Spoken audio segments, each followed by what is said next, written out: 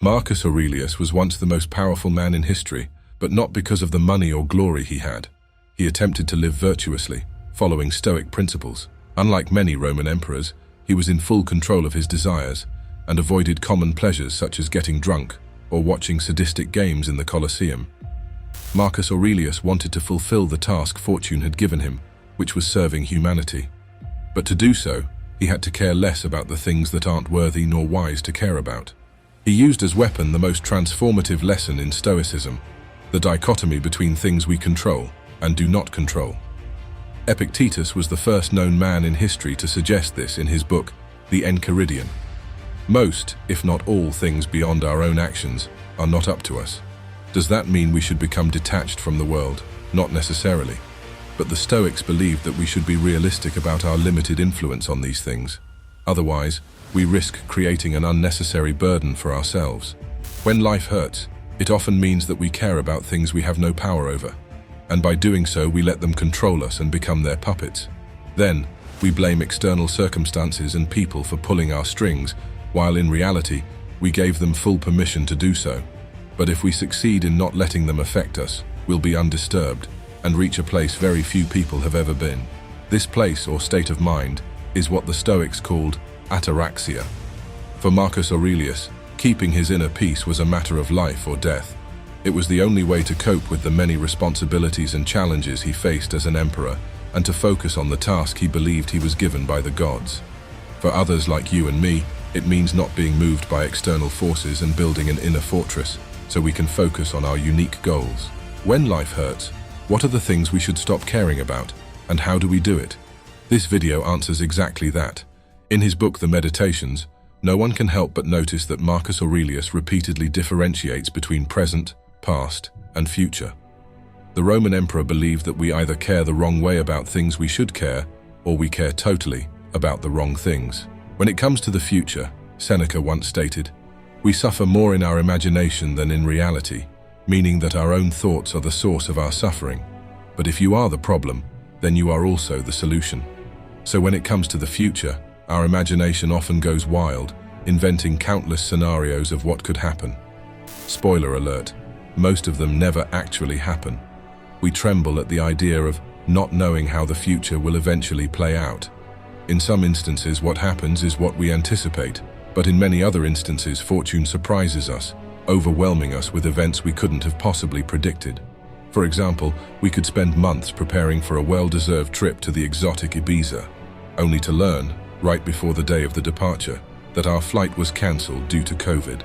The possibility of such events leads many to continuous worry or enthusiasm that leaves us empty if our plans fail.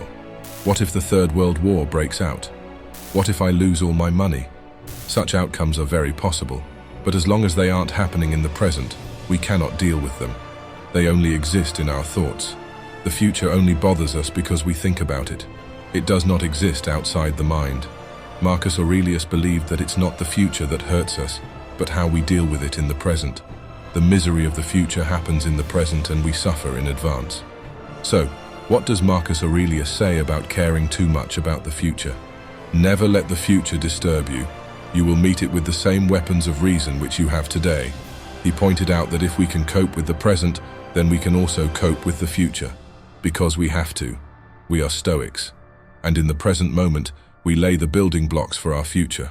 Aurelius told himself not to think of every outcome that could go wrong, but instead to stick with the situation at hand. When he focused on the present, he realized that he had the mental clarity to bear it. Focus on the task at hand, and ask yourself why it's so unbearable, he wrote to himself. He used the same strategy to cope with the deaths of 6 of his children and his wife's cheating. One problem at a time. This is why we study Stoicism in the present, to make better decisions in the future. But what role does the past play in all of this? Marcus Aurelius reminded himself of how short human life is in the grand scheme of things. The past is gone. Forever. You can't change it, no matter how much you cry. What's gone is gone, and unless we invent a time machine, we can't change anything about it. Marcus Aurelius stated that man lives only in the present, in this fleeting instant. The rest of his life is either past and gone, or future and not yet revealed. Sure, past events do influence the present, and we can use them to our advantage. We can and should learn from our past mistakes, the Stoics advise their students. The problem is that we cannot work with the past, as it's something that doesn't exist anymore. Yet we keep caring about past events, often replaying them in our minds, re-experiencing the pain they caused us. Some believe that by thinking about the past, we may have some control over it. But that's an illusion. All we try to control are our thoughts about something that will never reoccur in the same way, and that's why Marcus reminded himself to concentrate on the task in front of him like a Roman. I wish I could have done this differently, many people say, but they wish for the impossible. Nothing can be gained from such thoughts, as they create desires we can never fulfill, which in turn causes unnecessary suffering. Instead of focusing on the past events themselves, Marcus Aurelius focused on his reaction toward them. He made some bad decisions in the wars against Germanic tribes, but he used his journal, which was later known as Meditations, to learn from those mistakes. For example, we can say with certainty that if Marcus was still alive today, he would have the courage to admit that he made a deadly mistake when he appointed his son, Commodus, to the throne. We might have had difficult childhoods, experienced the ending of friendships, or failed at business ventures. But according to Marcus Aurelius, the nature of these events isn't so important. What counts is how we handle them. Seneca used to say, "It's not about what you endure, but how you endure it that matters." Remember, everyone faces problems, but not everyone handles them with patience, self-control, and courage. "It's unfortunate that this has happened to me," we say sometimes. "No," says Marcus Aurelius, "it's fortunate that this has happened to you and you've remained unharmed by it. It could have happened to anyone, but not everyone could have dealt with it the way you did." For the Stoics, nothing outside our own power can be called a negative event. Does what happened keep you from acting with justice, generosity, self-control, sanity, prudence, honesty, humility, straightforwardness, and all the other qualities that allow a person to live in accordance with nature? If the answer is no, then you are just using excuses. Use the principles Stoicism fortifies you with and deal with it. And then, move on to the next challenge. When? Here, in the now, in the only thing that is truly our own, the present. Even when we let go of past distress and minimize our worries about the future, we may still care too much about the things happening as we speak.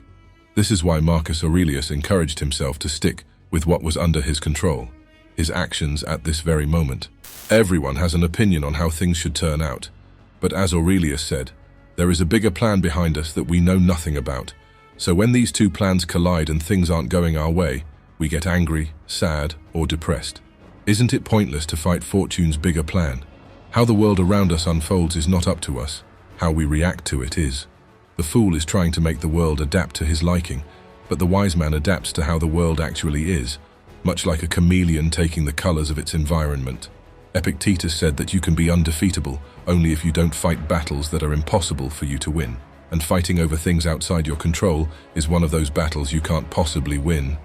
Marcus Aurelius, who read Epictetus's book, The Discourses, when he was still a teenager, believed that it's of no use to fight the inevitable, as we can't avoid what the gods have in store for us. We cannot stop people from fighting wars. We cannot stop natural disasters from happening. We cannot prevent our bodies from aging. We're not guaranteed that the people we're attracted to are also attracted to us. It's just not how the world works. For better or for worse, who knows? No one. But we're angry because we don't have what we want, and sad because we've experienced what we don't like. But it can't go the other way around too. We're so happy with the present moment that we cling to it. We're afraid to lose what we have, so again, we let fortune control us. The result? We fail to understand Stoicism's most important principle. Truly up to us are our choices, actions, and opinions. Nothing else is fully our own.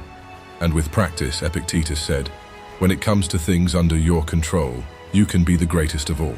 If only you applied this principle all the time. Marcus Aurelius also said to his children that one must accept the ways of nature and even embrace them instead of wasting energy being disgusted or clinging to their circumstances. In a few words, expectations and attachment can ruin us.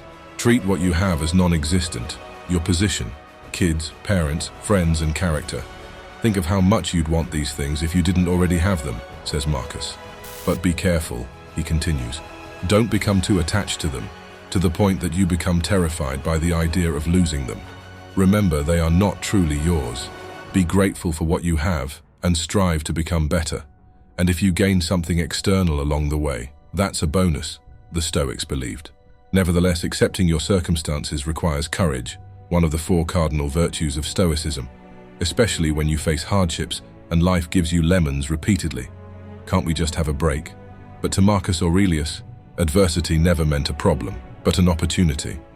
An opportunity to practice virtue, he argued, and to apply Stoic philosophy to your life. The art of living isn't about how amazing and fortunate our external circumstances are.